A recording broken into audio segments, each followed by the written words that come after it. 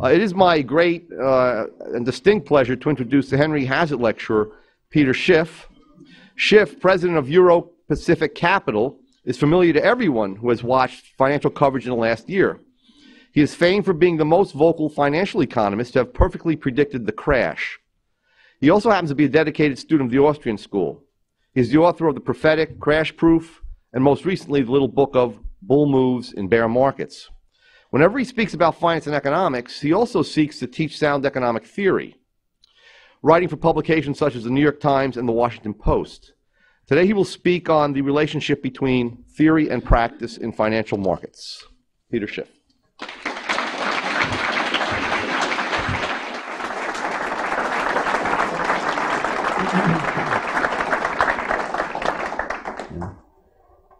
You know, I just looked at the topic for my speech about 30 seconds ago before I walked in the door. But apparently I'm talking about why is it that people didn't see this coming, or should people have known that this meltdown was coming? I don't know, is there anyone in this room that was surprised by the economic meltdown?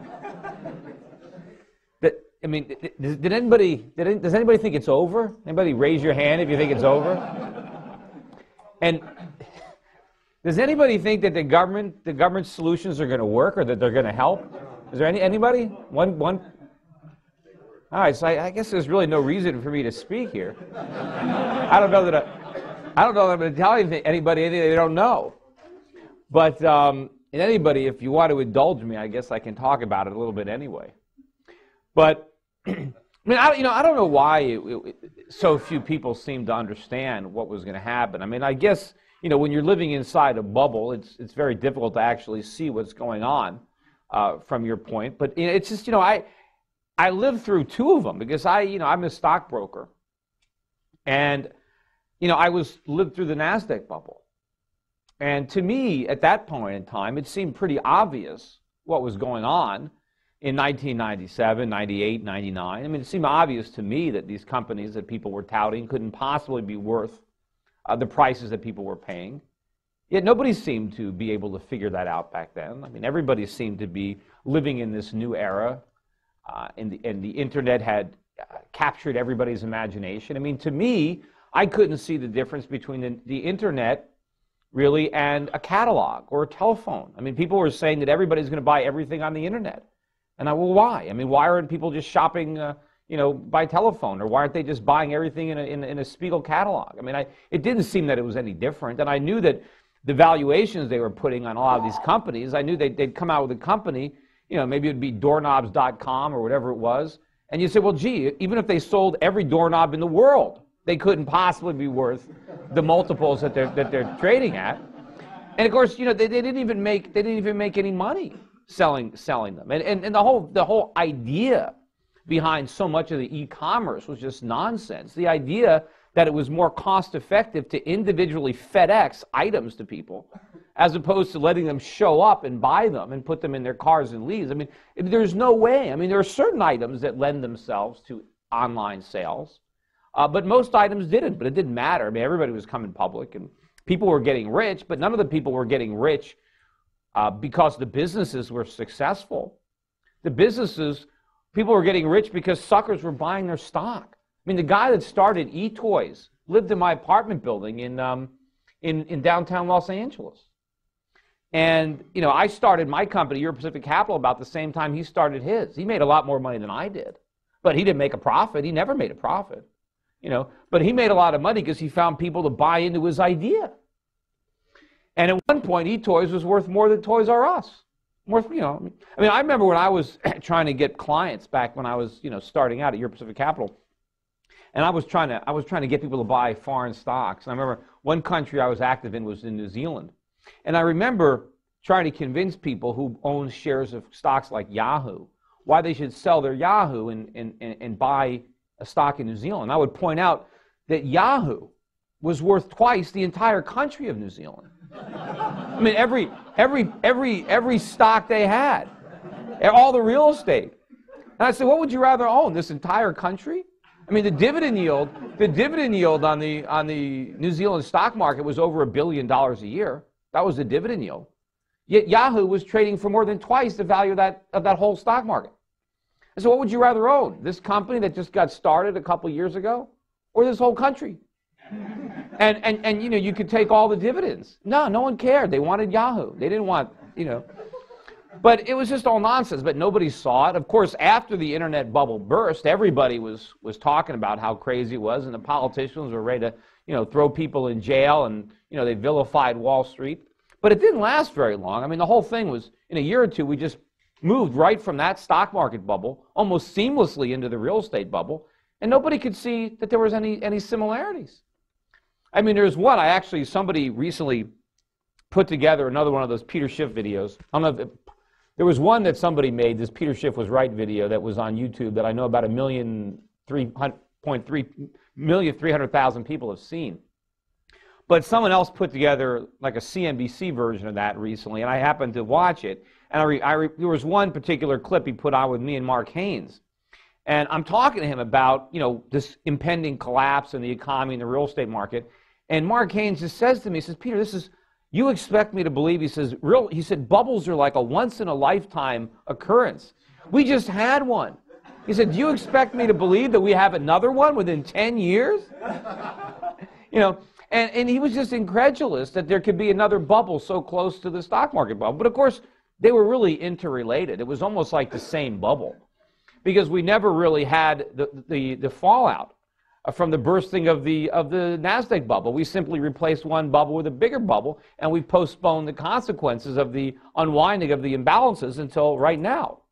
And of course, we're still trying to postpone it. But I think at this point, the damage has been so great, and the problems are now so huge, that I don't think there's another economic rabbit they can pull out of their hat at this point. I think that we're just going to have to face it now.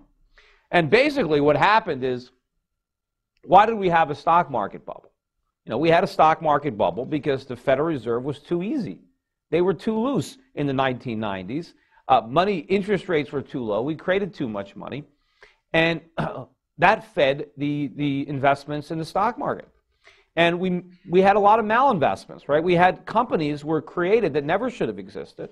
They were created not because they could generate a profit, but because they could go public, because investors wanted these stocks. It didn't matter that they could make money. So what did they do? They took land, labor, and capital. They took all the factors of production, and they combined them in ways that actually destroyed value. But it didn't matter, because these companies got financing. The Fed made the financing cheap. So they were able to flourish. They were able to flourish despite the fact that they were losing money. You know, the saying used to be they lose money on every sale, but they make it up on volume.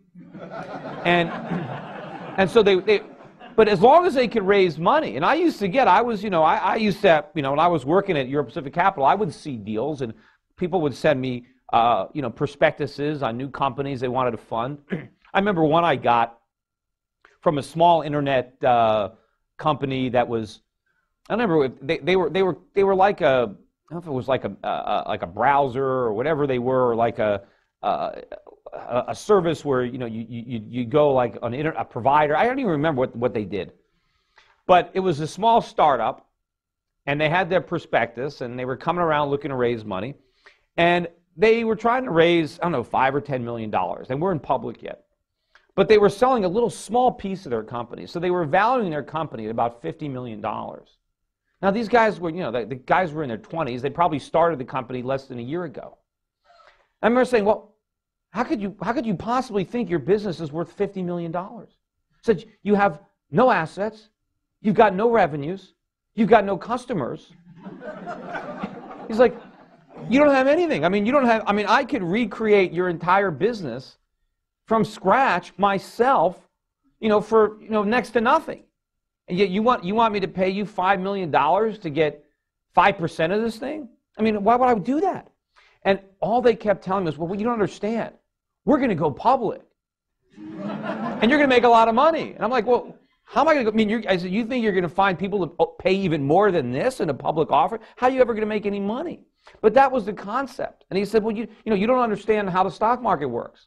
I'm like, well, I was like, I understand how business works. And I understand that, you're not worth, you guys are not worth $50 million because you started an internet company last week. But this is how it was working for a while. It was crazy. But, I got the same things during the real estate bubble. I remember, I was renting houses. And so I would go and, I'm still renting my house now in Connecticut. And I would go to, houses for rent. And I remember one time I went and there was a house for rent. I looked at it and the realtor was there. And apparently the person who was renting it out was an investor who just bought the place. And I asked them, what was the rent? And I would forget what it was. Maybe it was $4,000 a month, whatever it was for this place. And I said, well, what did the guy pay for this? What did he pay? And I said, how can he make any money renting it out to me? Isn't this going to lose money? Doesn't he have negative cash flow? They said, well, yeah, he loses a couple $1,000s a month. And I said, well, and I said to him, but you recommended this as an investment? He says, yeah. I said, well, but why would you recommend as an investment property, a property that has a negative cash flow? Why would you have him buy it? And he said, well, you don't understand. This property is going to appreciate. This property can double in the next couple of years. And I said, why? Why would it double? You can't even cash flow it positive at the price it's at now. How's it going to go up in value? And I said, real estate is a function of rents. And then the guy said to me the same thing. He said, you don't understand real estate. He was telling me that rents don't matter to real estate. Just like when I was telling people to buy stocks, they were telling me dividends don't matter. I'm buying this stock because it's going to go up. Well, why should it go up? It doesn't even pay a dividend. It's already, who would buy it? I did the same thing when I rented my apartment. I was renting an apartment. After I got divorced, I was renting an apartment in Stamford. And beautiful apartment, right on the water. I had my boat there. Beautiful views of the sound. I had right in the corner. Great unit, beautiful building. I had a concierge. It had, pool. It had, covered parking. It was a security building. It had racquetball courts. Had a gym with a trainer on staff. A lot of amenities. Right next door, there were maybe 20-year-old townhomes for sale. And I went to one of the open houses just for kicks. And there was a unit on sale, whatever they wanted, $500,000 or $600,000 for this unit. That was about the same square footage as what I was renting. But it had no view of the water. It was dark. It was old. There was no security. It had none of the amenities. Yet the property taxes and maintenance fees alone worth like $1,000 a month. And by the time I would have paid the mortgage, if that's how I financed it, I would have been spending more money per month to live in one of these little places than this really nice apartment that I was renting right next door. And I asked the realtor, I said, why would anybody buy this place? You could just rent right next door. There's more units available. I know I just rented. And the lady said to me, well, but when you move out, you're not going to have any equity. I said, well, what do you mean? She says, well, when you buy this property, then, it appreciates, and then when you can sell it, when you move out, you make money. I said, well, why the hell should it appreciate? Didn't you understand? It's already overpriced. You can rent right next door. Why should it go up? And she said, well, that's how real estate works. I said, so you mean the way real estate works is I have to sacrifice, I have to turn down the opportunity to live in a really nice place. I live in this dump for a while, and because I did that, I make money. And somebody else is going to come to me a year or two from now and overpay by even more. And say, I don't want to live in that nice place next door. I'd rather pay more to live here because this is going to appreciate. And they totally forgot, what real estate meant. Real estate's a place to live. But everybody thought it was going to go up, so they were all crazed. But anyway, getting back to where I was before I went off on all these tangents. So we had the stock market bubble because the Fed was too easy. And eventually, Greenspan started to raise interest rates. He saw what he was doing.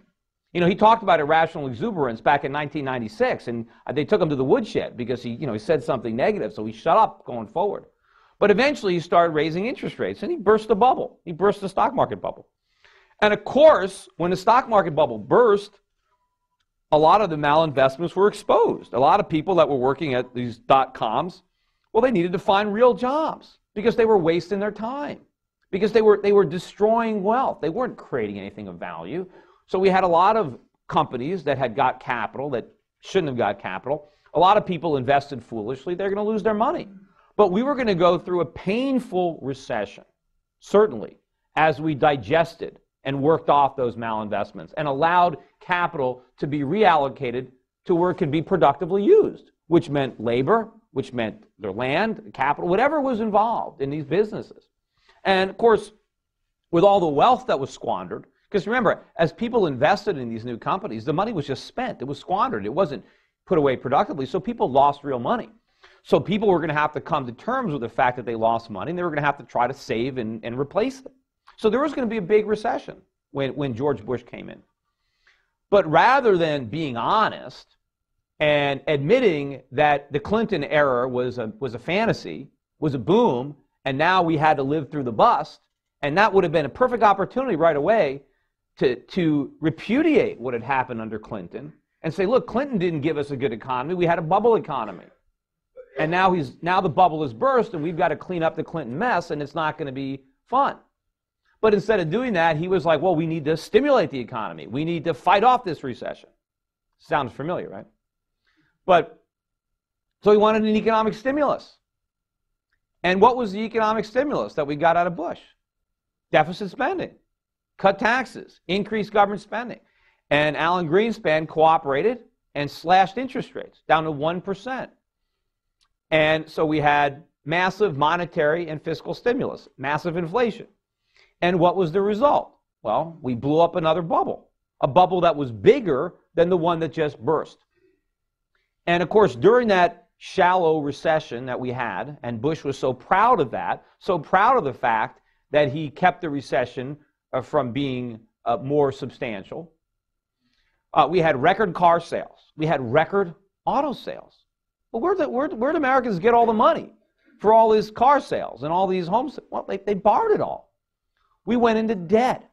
We had a massive spending spree, the biggest spending spree in world history. We borrowed trillions. What do we do with the money? Spend it. We built houses. We remodeled our houses. We bought cars, appliances, furniture, gadgets, iPods and cell phones and plasma TVs, all sorts of things. We didn't make any of the stuff. We just borrowed the money to buy it. And our trade deficit just skyrocketed. I mean, we started running $60 billion a month trade deficits for years. And our savings rate went negative. And it went negative even after the government doctored the books and recalculated how we calculate savings. I mean, if they were calculating the savings rate the way they did 10 or 15 years ago, it would have been minus maybe 5 or 6%.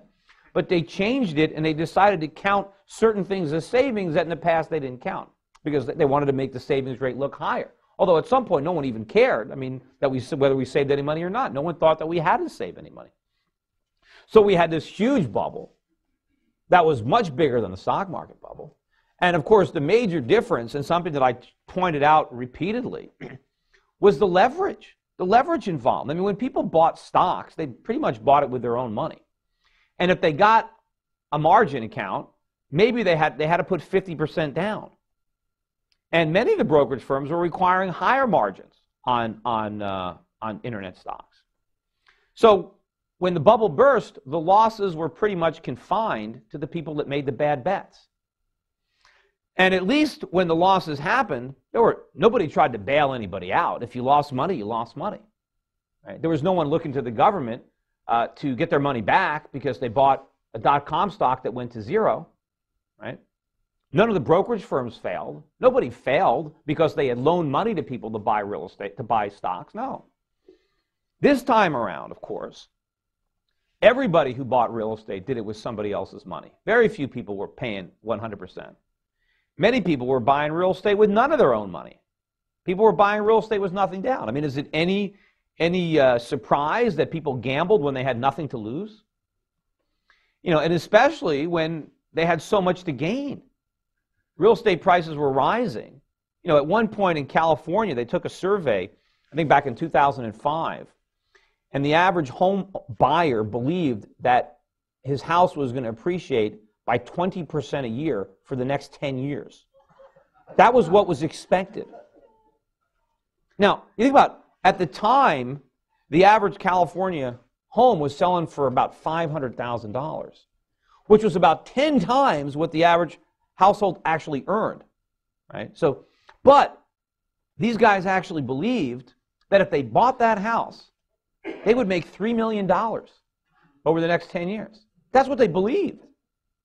Now, is it any wonder that they lied on their mortgage to get that $3 million?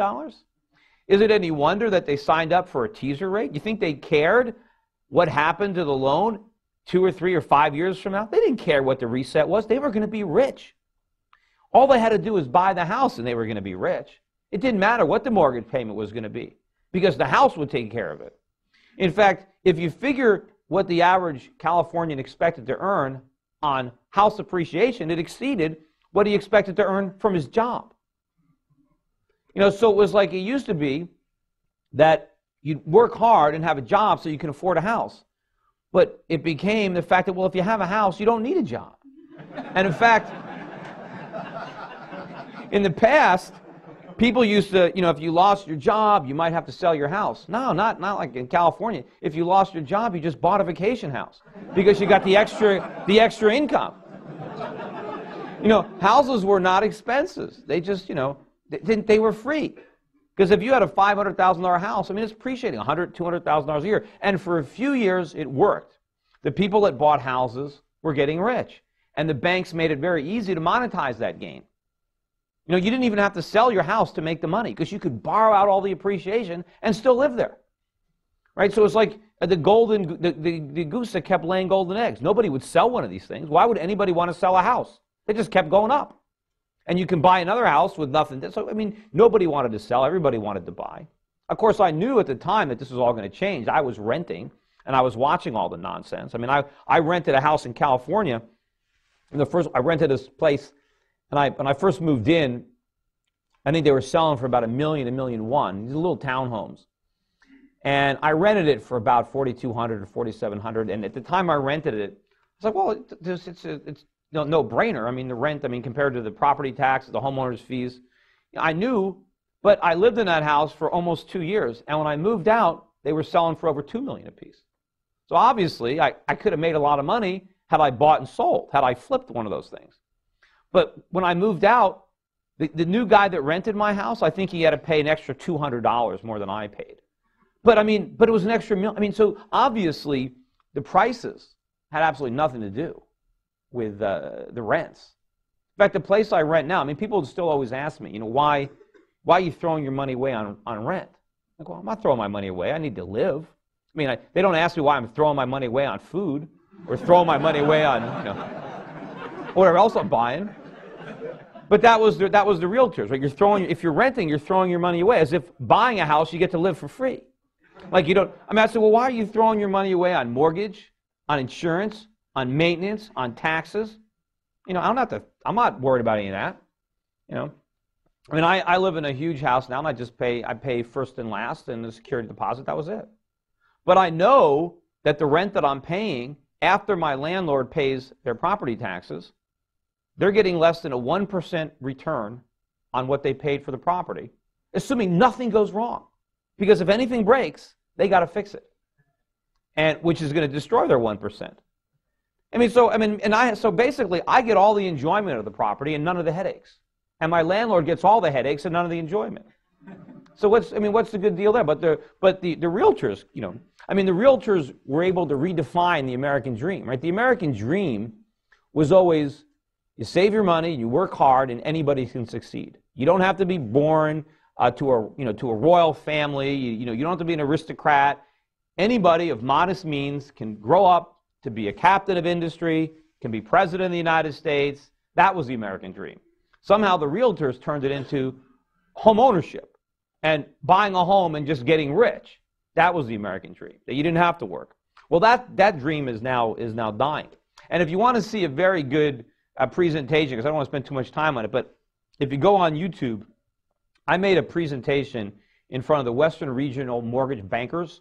I spoke at their annual conference 2 years in a row, 2005 and 2006. Now, they stopped inviting me, so I don't know, maybe they don't have a conference anymore. I don't know if they have enough members left. But I spoke in 2005, and I said a lot of things were going to happen, and they brought me back in 2006 because a lot of things did happen. But the 2006 presentation is on YouTube, and it's 8 clips, and it's a lot of really good stuff on the real estate market. So, and it's a lot better to watch what I said back then because none of it had happened yet. So talking about it now, I don't look as smart. But anyway, so we had this gigantic bubble. And the bigger problem here was the lenders. And I knew that when the real estate bubble burst, that was going to be the end of it. Because I knew that the banks and the financial institutions had as the bedrock of their assets all these IOUs, all these mortgages. Well, if the mortgage holders don't pay, then the assets aren't worth what everybody thinks they are, which means the banks are undercapitalized. And I knew just by looking at it that Fannie and Freddie were going to have to go bankrupt. I knew they guaranteed 50% of the mortgages, and I knew that those mortgages were not worth anywhere near what Fannie and Freddie thinks. I knew what people were borrowing to buy these houses, so I knew that ultimately, when people didn't pay, the companies would have to go under. And anybody who bought, I knew about the securitization process. I knew because at the time I was helping a guy set up a hedge fund in 2005 that was shorting subprime mortgages, and I learned about the whole securitization industry, and I knew that there are a lot of people that owned these structured products, which was one of the main reasons that there was a market for them. The reason that it was so easy for people to borrow all this money to buy houses was because of securitization. I mean, first it started with Freddie and Fannie, right? If it wasn't for Freddie Mae and Freddie Mac, Americans couldn't have borrowed all this money to buy houses. The only reason they did it was because the U.S. government was co-signing their mortgages. And people knew, well, if you lend somebody money to buy a house, and if they can't pay you back, the government will pay you back. And so people were able to borrow a lot more money than a free market would have allowed because the government was there co-signing it. But there were some mortgages that the government wouldn't co-sign. These were the ones known as the subprime mortgages. But Wall Street figured out that, well, we can securitize these mortgages. The government won't guarantee them, but we're going to buy them all up and put them into these structured products. And by structuring them like this, we're going to reduce the risk. And it was crazy, but something like, after they sliced and diced them, better than 2/3 of these subprime mortgages. And these are mortgages where people put nothing down, have lousy FICO scores, don't have jobs, are in prison, whatever it was. These mortgages, 2/3 of them were rated AAA. AAA. I mean, how can that be? I said, how can you take all these lousy mortgages and they're rated AAA? Well, I mean, but it was because Wall Street was able to securitize all these bonds and sell them to the Japanese and sell them to the Chinese and sell them to the hedge funds that there was demand. And of course, why was there so much demand for high-yielding assets? Because the Fed had interest rates too low. Everybody needed yield, and they were willing to take risks to get it. And where did all these foreign central banks get all this money that they recycled back into these bonds? Because of our trade deficits, because rates were too low. So you had the government perpetuating this crisis, and you had the attitude that that real estate prices couldn't fall. I mean, I remember I had a booth. In Phoenix, Arizona, at an investment conference. This is probably back in 2004, 2005. There was a guy right in a booth next to me, and he had a real estate company. And what this guy did was he put people together who had lousy credit and who couldn't buy homes with people who had good credit. And the people with good credit co-signed the loans for the people with lousy credit. And therefore, everybody, this guy with bad credit can get a house. And the other guy got some extra payments, whatever it was. But there was one flaw in his whole argument. And I said to him, well, what if the guy, this deadbeat person that can't get a loan, but your client is co-signing, what if that guy doesn't pay? What happens to your client? Doesn't he lose money? I said, well, then we just sell the house. I said, okay, but what if the house goes down? And he looked at me like I was from Mars. And he said, this is Phoenix. He says, real estate prices don't go down in Phoenix. And I imagine how many people lost a ton of money now, because that's probably one of the worst housing markets in the country. But this kind of stuff. So Wall Street, everybody had this idea that housing prices couldn't go down. So nobody questioned these AAA ratings. It didn't matter, because if somebody defaulted, you had the house to sell. But I knew that housing prices were going to fall. I mean, I remember when I would go on television and talk about housing prices falling, and people would say, well, that's not going to happen. That hasn't happened since the Great Depression. That's impossible. But people would ignore everything that had happened in the last 5 years. They would see, here was housing prices. They was like this. Then they went straight up. and said, well, they can't, because they've never fallen, they can't fall. I said, but they've never done this. How are they going to stay up here? You know, they were saying it was like a permanent plateau. You know? And I said, look, I said, there's no way. And of course, everybody now, in hindsight, everybody wants to criticize the lax lending standards, the lack of a down payment. Everybody knows all these things that we did wrong, right? That we had too many people buying houses and credit was too cheap. So everybody can agree that we need to go back to a prudent form of lending. But nobody wants to go back to prudent pricing. Everybody wants to go back to sound lending principles, but leave the bubble prices intact. That's impossible. How can we? Nobody can afford to pay these high home prices without these gimmicks. But the reality is, of course, you know, the best thing that can happen to the real estate market is that prices come down. You know, it used to be that the mission of Freddie Fannie before, you know, they went broke was to try to make home ownership affordable. Now their mission is to keep home prices high, to keep homes unaffordable, to make sure that we have to mortgage ourselves, you know, to the hilt to buy a house. The government solution is high prices but low mortgage payments subsidized by the government.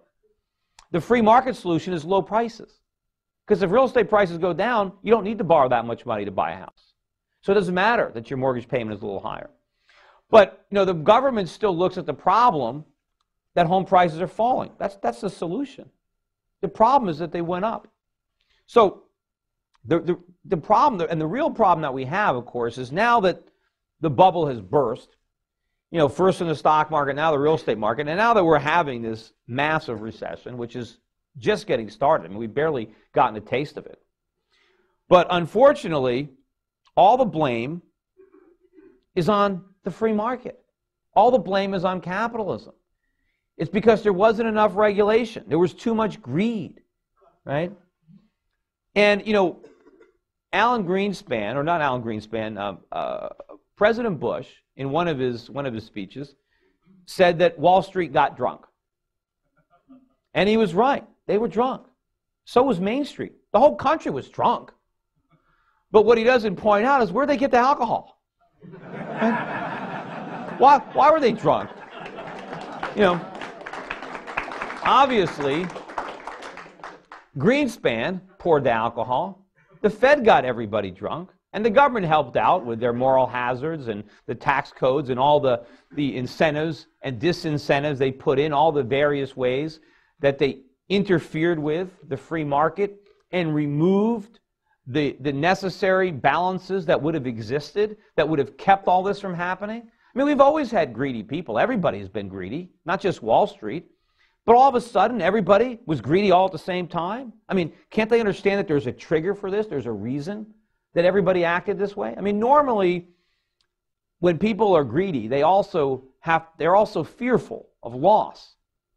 And people's fear of loss overcomes their greed and checks their behavior. But what the government did repeatedly was try to remove the fear. They tried to make speculating as riskless as possible. First, they provided us with almost, you know, costless money with which to speculate. And then they created the idea, or the Greenspan put, but whenever there's a problem, don't worry, the government is going to rescue you.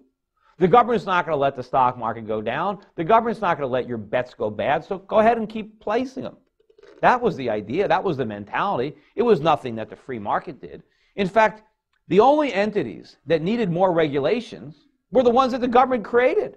I mean, Freddie and Fannie. I mean, if Freddie and Fannie didn't have a government guarantee, they wouldn't have needed any regulation because the market would have regulated them, right? People would have looked at their balance sheet and said, hey, you don't have any capital.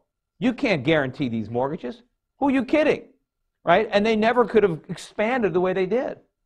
It was only because the government stood behind them that people didn't care. People said, oh, the government will never let Fannie and Freddie go bankrupt. And they were right. They didn't. Right? That was a question. We didn't know. When I wrote Crash Proof and I said they're going to go bankrupt, I didn't know the answer to that question. I said, we don't know. Is the government going to let them fail, or is the government going to stand behind them? And I knew the worst thing was that they stood behind them. It would have been much better had George Bush said, you know what? We had no guarantee. We told you. In fact, on the prospectuses, when you bought the securities, On the front page, it said these securities are not guaranteed by the U.S. government. So the U.S. government could have said, you know, we told you we didn't guarantee them, and we don't. Now, a lot of people would have been pissed. A lot of people would have lost money, but it would have been better than what we did. Because we didn't make the losses go away, we just postponed them, and we just put them on the backs of American taxpayers, or more realistically, holders of U.S. dollars. But, you know, where was I? See, I digress like that, and I forget what I was talking about. But what was I just on? Huh? No.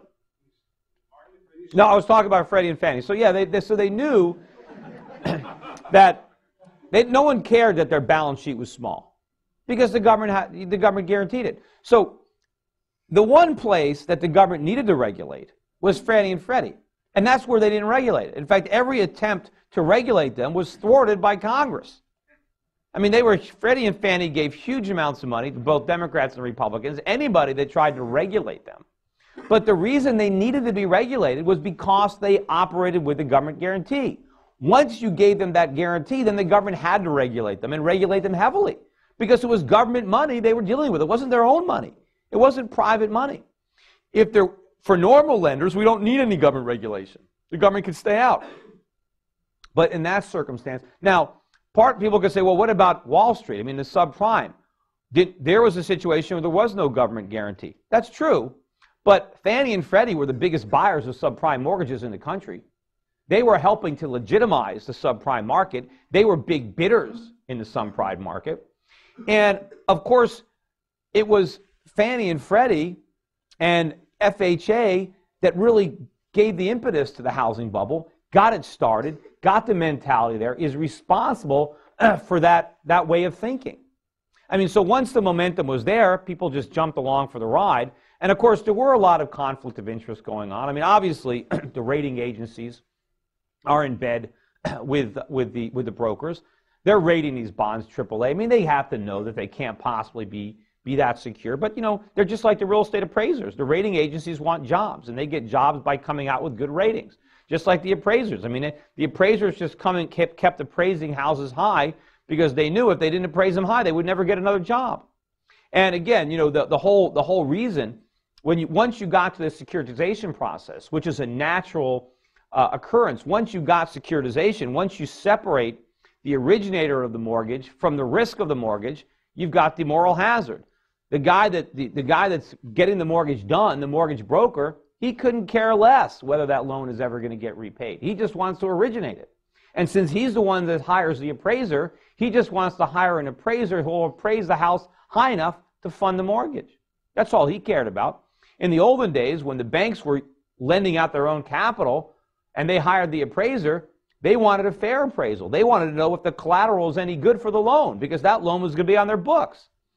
But in the securitization industry, so there were a lot of these moral hazards, but a lot of them got started because of government. And they never would have been able to grow to the extent that they did if it wasn't for government. And of course, one of the very reasons that so many financial institutions are in trouble, so many of the major banks in this country, and of course all of our major banks would already be insolvent. They would already be broke if they hadn't got money from the government and if the Fed hadn't been buying up all these assets.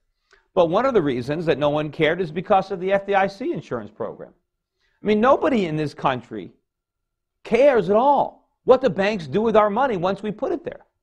Because it's all insured by the government. No one cares. Doesn't matter. People do a lot of research before they buy a plasma TV, but nobody does any research before they put their money in the bank. No one cares. Like, who can care? Because the government has created a moral hazard by guaranteeing the accounts. If the government didn't guarantee bank accounts, then banks would not be doing foolish things with our deposits. Because people would care. Because people would know, gee, if you make loans and they don't get paid back, I'm going to lose my money. So banks would not just compete on how much interest they pay, but they would compete on how safe their balance sheets are. And there would be a lot of people looking out for them because probably individual consumers, before they made a deposit, would want to look for some type of equivalent of a consumer's report where somebody rates banks and follows banks and says, here's the safe banks. Nobody bothers to do that now. Why? Because no one is any riskier than anybody else because they're all guaranteed by the government. It doesn't matter. but it creates a huge moral hazard when you do that. I mean, the same thing, I mean, look what Bernie Madoff was able to pull off, right? I mean, you think he could have done that without the SEC, giving him a stamp of approval, or without FINRA? I mean, there's no way that if we didn't have regulators, the private sector wouldn't have ferreted this guy out. There would have been a lot more due diligence if everybody didn't think the government was doing it for us. And of course, I said, you know, instead of putting Bernie Madoff in jail, we should just make him Secretary of the Treasury. Because he's got a lot of experience, exactly the kind that we need in running a Ponzi scheme. Because, you know, the Chinese just mentioned yesterday that they were getting a little concerned about all the money they loaned us, and that just maybe we won't pay them back. You know, I'm sure they're a lot more than just a little concerned, because that's what they said publicly. Imagine what they're saying privately, because they know we're not going to pay them back. Of course we're not going to pay the Chinese back their money. It's impossible.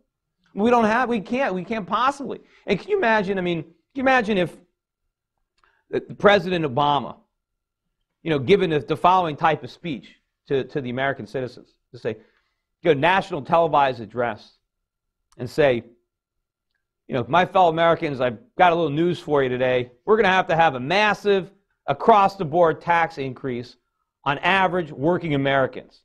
Any American that still has a job is going to have to pay much higher income taxes.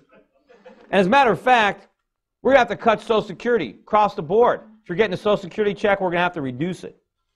And remember all my plans about more education and health care for everybody and, you know, energy independence? We got to put all those plans on hold because the Chinese need their money. We borrowed a lot of money from the Chinese, and we're good for our debts.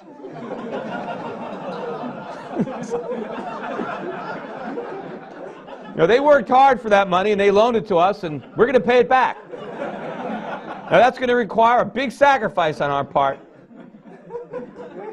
Does anyone think that we're going to do that? What, are they kidding me? You know what we're going to tell the Chinese? We're going to say, you guys are predators, predatory lenders. We need a modification program. We need a cram down on this. You never should have lent us all this money. You know we can't pay it back. It's not our fault. I mean, the Chinese know this. I mean, the Chinese, they can't even vote in our elections. Why are we going to care what they think? We're going to tax voters to pay non-voters? So the Chinese know they're in this box. I mean, the U.S. government, we don't pay our bills. We're like Bernie Madoff, right? People loan us money. How do we pay it back? We borrow more. Right? If somebody came to Bernie Madoff a couple years ago and wanted their money, they got it. Why did they get it? Because they were able to take in new money. They found another sucker who didn't know it was a Ponzi scheme. Same thing the U.S. government does. Every time a bond matures, we just go sell another one. And every time we need to pay interest on the national debt, we go borrow that too. Well, it works until nobody wants to lend us any more money. Then we're going to have to default, just like Bernie did. And there's only two ways we can default. We just legitimately don't pay, or we print money. That's it. There's only two ways to repudiate your debt. There's no way we're going to pay the debt. The Chinese have to know that. And we're going to figure that out. But anyway, let me get back to it. I keep going off on too many tangents. But, all right, so the free market, that's where I was, the free market was getting the blame for a problem that was created by the government. And what's happening now, of course, is the government is using this economic crisis that they caused to get even bigger, to grow their power, to expand, to come to our rescue, to save us from the evil forces of capitalism with government, with socialism. And, you know, when you listen to Barack Obama, I listened to his most recent speech, and a lot of what he said was true. He talked about the fact that we need a genuine economy. We can't have a false prosperity. We can't have a prosperity based on debt and spending. We need to have a sound foundation. All that was true. But then, of course, everything else he said is wrong. I mean, he wants the U.S. economy to have a sound foundation, but he wants to be the one that builds it. He thinks the government can erect a sound foundation, that central government planning can replace the market. that resources can be allocated efficiently by politicians who want to get votes, as opposed to entrepreneurs who are looking for profits. Right? He wants to replace the invisible hand with the hand of the state, and he thinks that he could do it better. I mean, the problem is, sure, we had a phony economy. That's true. We had a phony economy because of the government, because the government undermined our productive capacity, undermined our ability to save, undermined our ability to manufacture, and nurtured and cultivated the consumer bubble, the service sector economy that we had that's now collapsed. And it's not government that's going to restore it. We need free market forces. The government right now, everything that they're doing, what is the government trying to do right now? They want to bail people out and they want to stimulate. Well, the bailouts are the worst thing that you can do because they want to bail out companies that should fail, that should be bankrupted.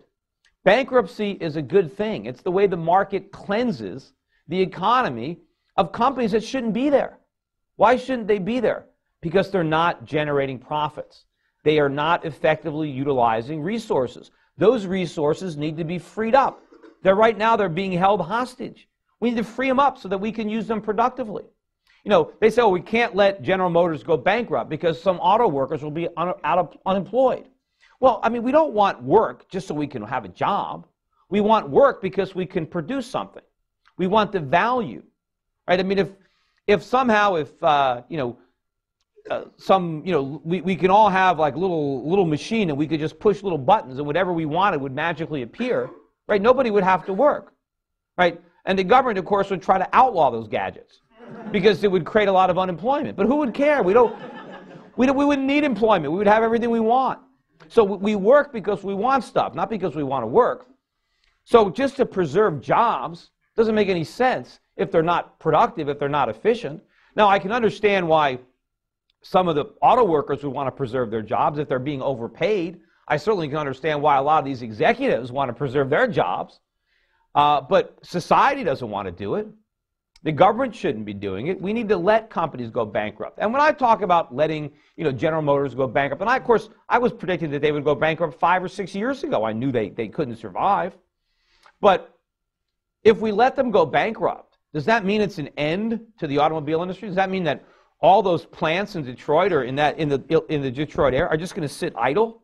That all those skilled workers are just going to sit there and nobody is going to try to hire them? Of course not.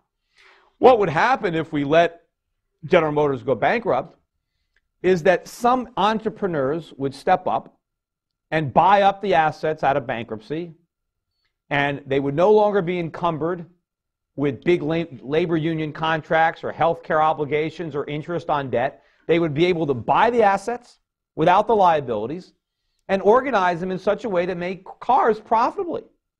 Now, in order to do that, they would probably have to pay their workers a lot less than workers are being paid now, but at least they'd be working for companies that made cars profitably.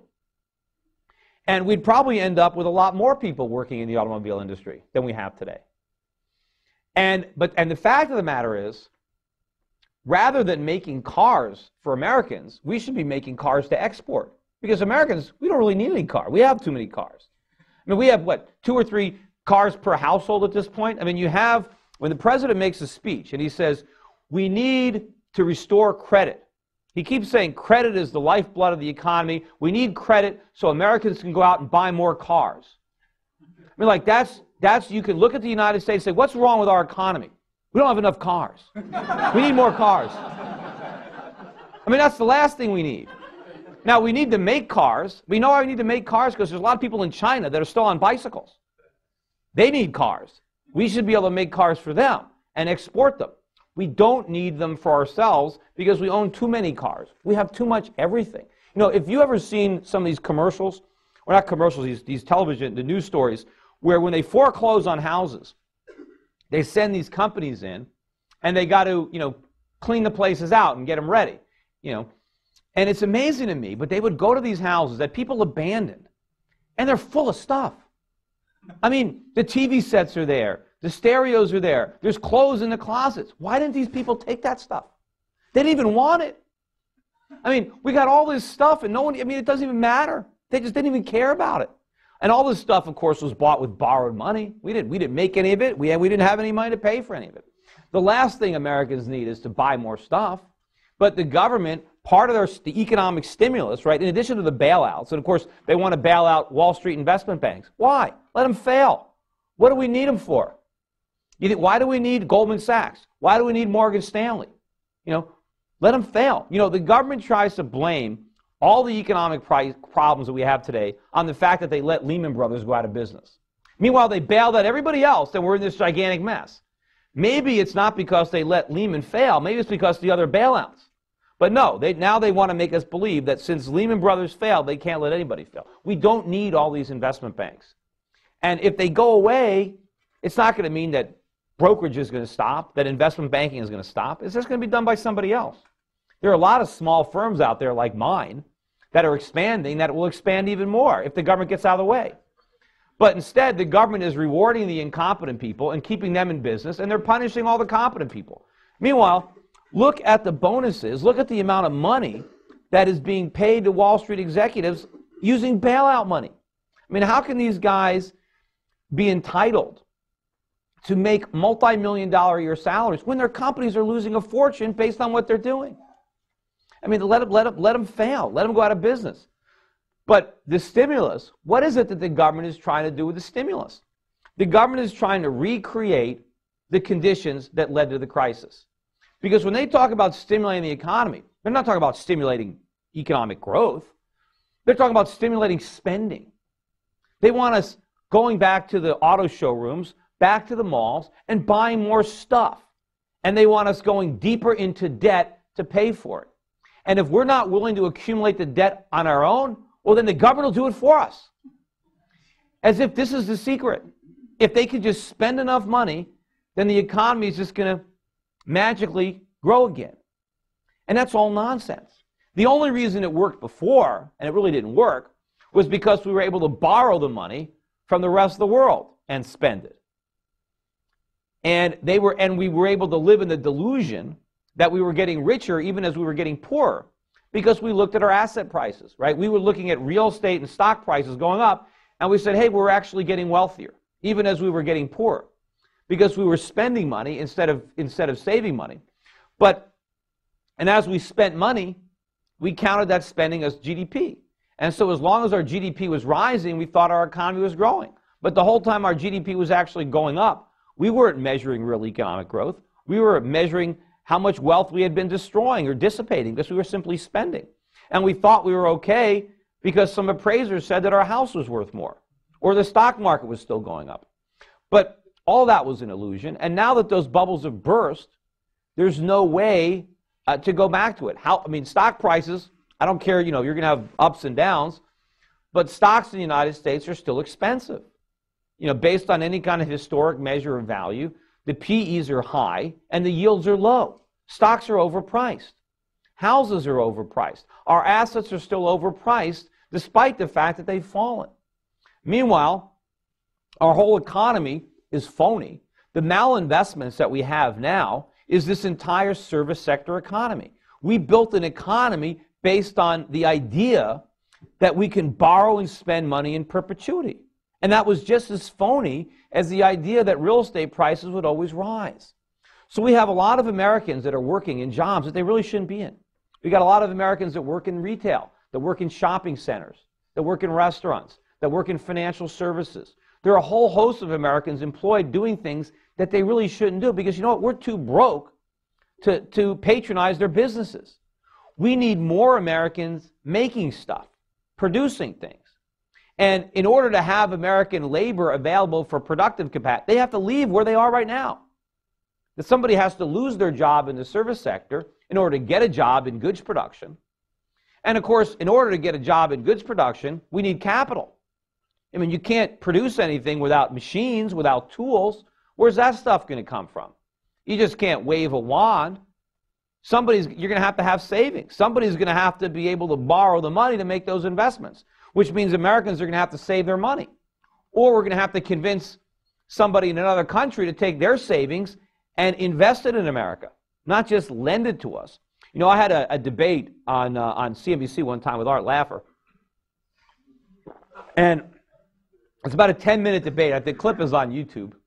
But And part of it, you know, where he bet me that penny went into that Peter Schiff video. But in that whole debate, you know, when I tried to point out that we were borrowing too much money, Art Laffer said that my nervousness about all the debt was wrong. And he said historically America borrowed a lot of money in the 1800s, and it was not a problem. We ran huge current account or deficits, or we borrowed a lot of money, and the economy was in great shape. So therefore, my criticism of our debt was wrong. Well, what Art didn't understand or didn't appreciate was the difference between what we did with the money. Back then, we borrowed money to make investments, to build infrastructure, to build factories, to build farms, to build a productive economy. We invested the money. We didn't just spend it on stuff. And when you borrow money and you invest in productive capacity, you have a real asset. And the asset can generate revenue. If we built a factory that manufactured widgets, we could sell the widgets to the British and to the French and earn enough money to pay back the money they loaned us and the interest. And we became the world's wealthiest economy because we borrowed to produce. What we've done recently is we've borrowed to consume. We didn't produce anything. We borrowed money and bought trinkets. We bought depreciating consumer goods. So how can we possibly pay the money back? We didn't acquire any income-producing assets to pay the money back. So if we're going to rebuild a viable economy, and if we don't have our own savings, we're going to have to convince the Chinese and the Japanese to build factories here. Well, why would they want to do that? With the high regulations that we have right now, with the high taxes that we have right now, we're just not competitive. So the only way that we're ever going to rebuild a sound economy in the United States is, number one, we're going to have to stop all the stimulus and stop the bailouts and let the free market work. We have to understand that what's happening right now is not the problem, it's the solution. The problem was the bubble blowing up, not the deflation. We have to allow the pain, no matter how unpleasant it is. We have to understand that anything we do to delay this is going to make it worse. You know, when you have President Obama is talking about how everything is different than George Bush, how his administration has changed, we're doing it differently. He hasn't changed anything. He's doing exactly what Bush did. He inherited the same situation, only worse, and he's doing the same thing, only worse.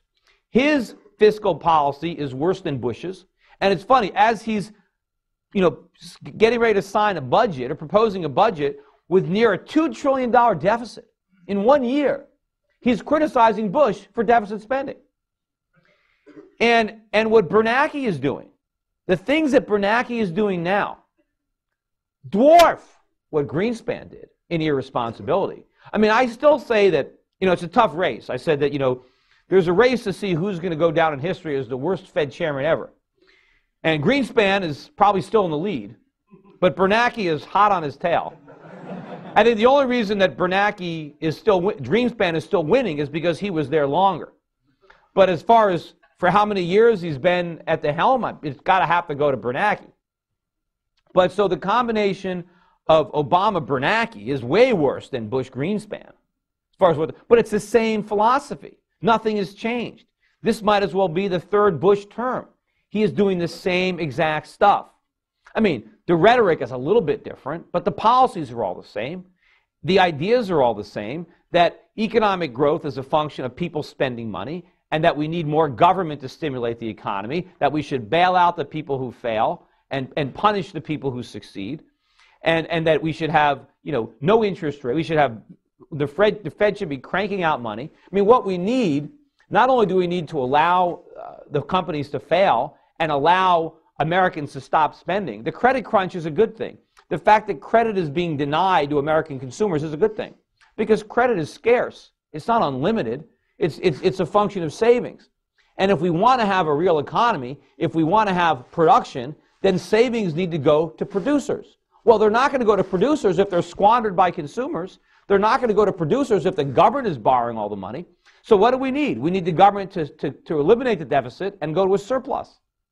We need the government to stop spending money and depleting our savings. We need consumers to stop spending money and rebuild their savings. We need a recession. We need one badly. And what the government has to do is fess up and let us know, yes, this is the price we pay. For years of indulgence and reckless spending, now comes the sacrifice. Now comes the penance. We're going to have to take this recession. And there's nothing the government can do about it. The only thing the government can do about it is to acknowledge to the American public that the government is a burden on the economy. And in good times, maybe we can tolerate that burden. But in bad times, there's no way. And that the only way we're going to rebuild this economy is with a smaller government, not with a bigger government. And we need sound money. Unfortunately, we need high interest rates. We're getting the opposite. Instead of getting higher interest rates and smaller government, we're getting lower interest rates and bigger government. We're getting inflation, and we're getting deficit spending, and we're getting stimulus, and we're not going to have any different results this time around. So if you liked what Bush Greenspan did to the economy, right, then you'll love what this pair does. But it's not going to be any better. It's going to be a bigger disaster. What is the crisis that they're setting up? Because we are right now suffering the consequences of the economic stimulus and the bailouts of 2001 and 2002 and 2003. If we would have had a more severe recession, we would not be in this mess today. So the question is, what are going to be the consequences of what we're doing now? And what I think is going to happen is that ultimately, people like the Chinese and the rest of the world, the Saudis and the Japanese and everybody else, they're going to figure this out. And they're not going to want to play this game anymore. You know, we've got them conned right now. You know, in my book, in Crash Proof, I compared it to Tom Sawyer. You know, there was that passage in Tom Sawyer where Tom gets everybody, all the kids in the neighborhood, to whitewash his fence. And he gets them to pay for the privilege of doing his chores. And, you know, when Mark Twain wrote that passage, I mean, he probably had no idea that it would one day form the basis for the entire global economy. But we've got the world painting our fences. You know, like they don't have their own fences that need painting. But the world is not going to accept this economy. You had Hillary Clinton, or when she went over to China a couple of weeks ago, to get them, to beg them to buy our bonds, right? She told them, we're all in this together, right? And basically this is what she tells the Chinese. You need to take money away from your citizens and loan it to us so we can give it to our citizens so they can use it to buy products made in your company to keep your people employed. That's the deal that we're making with them. Now, what the Chinese should say to Clinton is, you know what, I got a better idea. Why don't we just leave our money with our own people, and then they can use the money to buy their own products. That way we get to keep our stuff. You know, the way it is now, we get all the stuff, and all they get is the jobs. What good are jobs without stuff? That's slavery. So they're going to figure it out. And what's going to happen is they're not going to buy our bonds, and the Fed's going to start buying all the bonds, and the dollar is going to plunge. And this crisis is going to end up being a currency crisis. And when it becomes a currency crisis, then you're going to have higher consumer prices, and you're going to have higher interest rates. Right now, you know, we're creating a lot of inflation. A lot of people are talking about, oh, there's not inflation, it's deflation, right? That's all nonsense. Real estate prices are falling because they're too high. Stock prices are falling. But that's not deflation. That's just falling prices. There is no contraction of the money supply. It's growing like crazy. But the expansion of the money supply is not immediately showing up in rising prices for commodities or consumer goods because there are other temporary factors that are pushing prices down. At the same time, inflation is pushing prices up. You've got deleveraging, you've got bankruptcies, going out of business sales, you've got a lot of companies liquidating their inventory, and you have the dollar strong. And what happened was, paradoxically, when this crisis began, money flowed into America instead of fleeing America, which it will do ultimately. Can you imagine there's a giant, you know, explosion and everybody's running towards the blast? That's what's going on. And when people look around the world and they say, well, people are coming to America because as bad as it is every place else, it's so much worse here. That's nonsense. That's just what they're saying to explain it. Just like they tried to justify the real estate bubble or the internet bubble. That's all nonsense. I mean, the reason it's so bad in the rest of the world is because they loaned us so much money and we can't pay them back.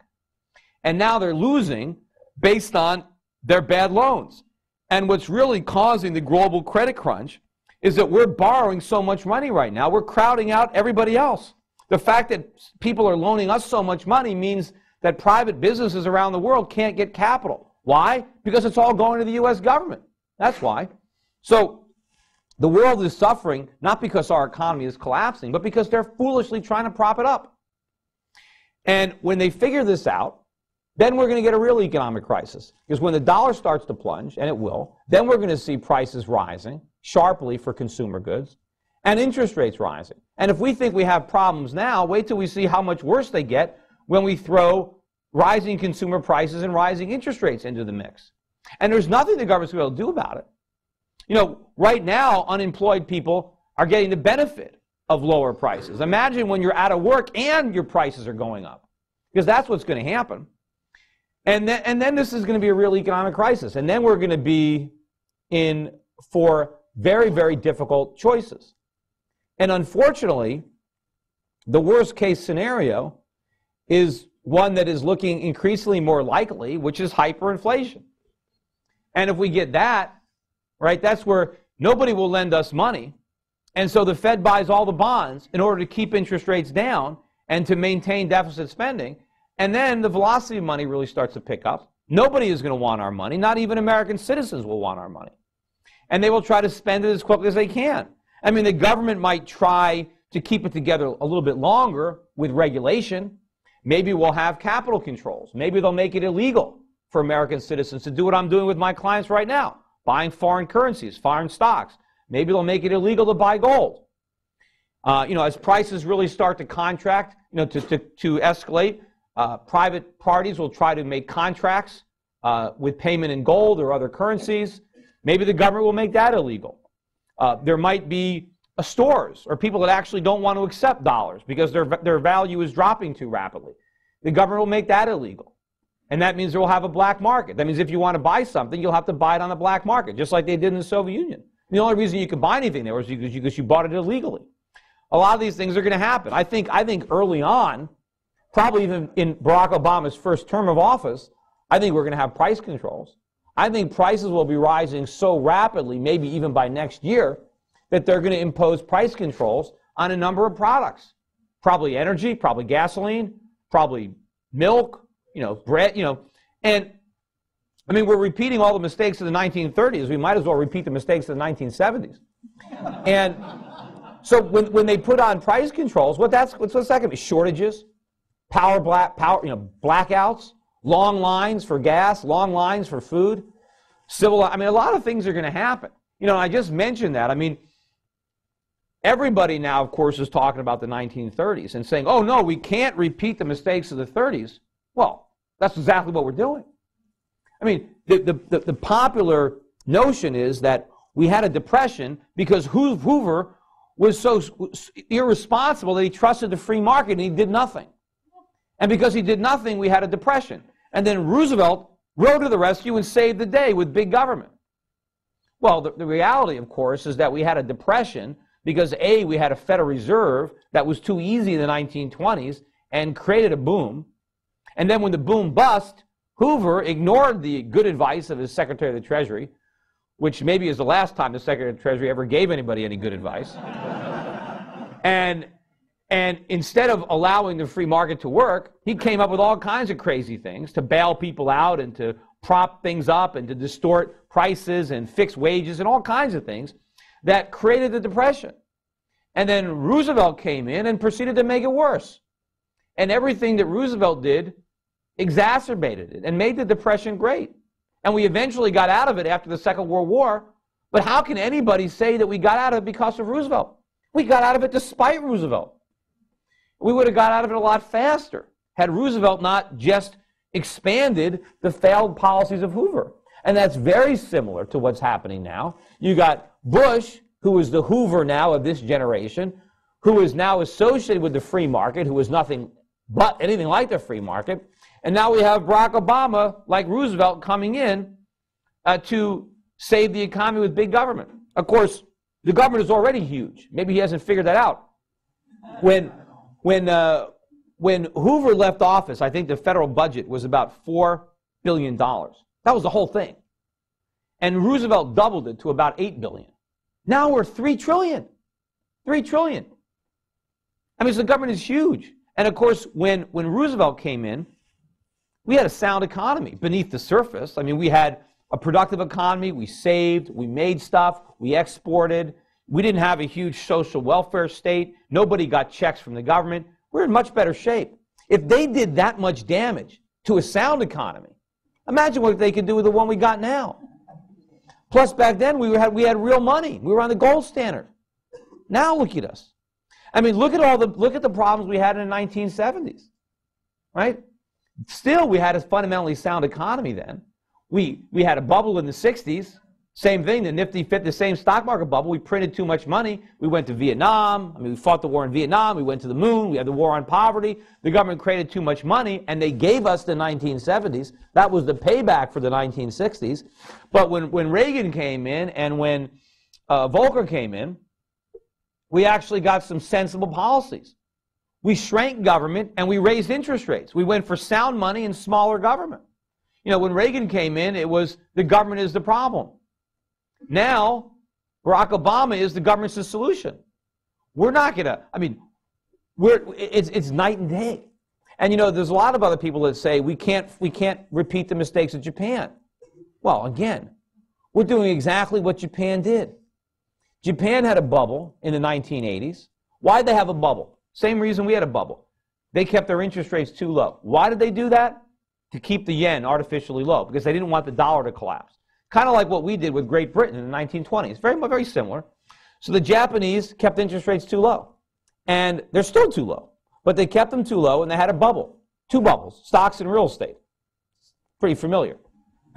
Stock market bubble burst first, real estate bubble 2 or 3 years later. And of course, real estate prices are still falling in Japan. What was it? 15, 20 years later? They've fallen 70 or 80%. And that's in a country where you lose face if you don't pay your debts. You know, they didn't, you know, so I mean, if you can, and they have high savings. But the problem in Japan was the government in Japan refused to allow the market to function. Didn't want to take the pain of the deleveraging and the unwinding of the bubble. So they intervened and intervened and intervened and ran up the deficits and postponed this thing and dragged it out. But the main difference between Japan and America is Japan was a wealthy nation that could afford all that big government. I mean, they would have been better off without it, but the Japanese economy, beneath the surface, was so competitive and so fundamentally sound that they survived anyway. They had enough domestic savings to fund the growth of government. The Japanese didn't borrow any money from anybody else. Nobody would lend it to them. The Japanese citizens financed that gigantic government. But they still have a high savings rate. They're still the world's biggest current account nation. They're the world's largest creditor nation, even still bigger than China. So they were a wealthy country. Yet the Japanese government managed to create so much damage to an economy that was fundamentally sound. We're the exact opposite. There's no way that we can get off as easy as Japan because we're a mess. We're the world's biggest debtor. We have a huge trade deficit. We have no domestic savings. And we're already loaded up with debt. And the only hope we have of artificially stimulating our economy is that we borrow the money from the rest of the world. We don't have it on our own. So when the world stops financing this, and you know, it's going to come to an end, and we're going to have to make these hard choices. Is it going to be hyperinflation, or are we going to do the right thing? But the rest of the world, and a lot of people think, and this is, I've had a lot of arguments, or people call it decoupling. They think, well, you know, this is never going to happen, or when America stops consuming, the whole world is finished. They're not finished. You know, we're not the engine of the world's economy. We're the caboose. And if you decouple the caboose, the cars move faster. You know, I mean, we're not doing the world any favors consuming their stuff. You know, I mean, it's vendor financing. But people say we're the best customer. We're not. We're the worst customer because we don't pay. A good customer pays you. And in the world of trade, you pay for imports with exports. And if you don't have anything to export, you can't pay. And that's what we have. we issue an IOU. And when the world finally lets the dollar collapse, and they will, our purchasing power isn't going to vanish. It's just going to be redistributed. Other currencies are going to rise. And people in other countries, people that are working in factories right now in China, that are producing products and just, shipping them abroad and just kind of waving goodbye, all of a sudden, they'll be able to afford them. The Chinese will be able to turn in their bicycles and buy automobiles because steel will be cheaper, because cars will be cheaper, because the value of their wages will rise because their currency will gain purchasing power. It's the Americans who are going to be buying the bicycles because all of a sudden, cars will be too expensive for us. Gasoline will be too expensive for us because we'll be bidding with currency of much less value. And that's what's going to happen. And the world is not going to suffer because we don't buy their stuff. They're going to benefit because now there's going to be more stuff for them. I mean, right now, because the world lends us so much money, there's a capital shortage. Wouldn't the world be better off investing their savings productively in their own countries rather than just giving them their savings to us? Wouldn't they be better off enjoying the fruits of their own labor rather than laboring while we enjoy the fruits? It's obvious, and it's going to happen. Anyway, I don't know how long I've been talking. Huh? But anyway, did I have any time for any questions? Oh. Anyway, well, that's it. And,